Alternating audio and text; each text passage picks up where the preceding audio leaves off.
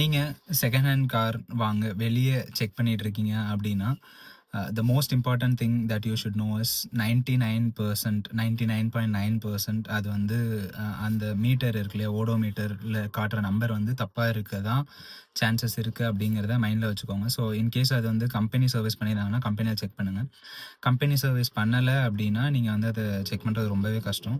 So because நெறைய பேர் வந்து இது வந்து ரொம்ப காமனா இப்ப பண்ண ஆரம்பிச்சுட்டாங்க. அண்ட் நெறைய பேர் வந்து இத வாங்கிட்டு பின்னாடி மன உளைச்சலுக்கு ஆளாகுறாங்க.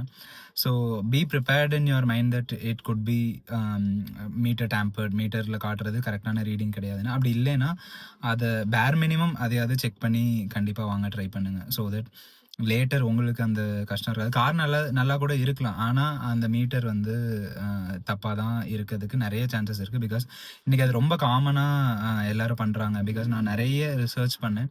அதுல நான் அண்டர்ஸ்டாண்ட் பண்ணிக்கிட்ட ஒரு விஷயம் தான் இது. எங்கேயுமே வந்து பார்த்தீங்கன்னா, இது வந்து ரொம்ப சர்வசாதாரணமா நடக்குது.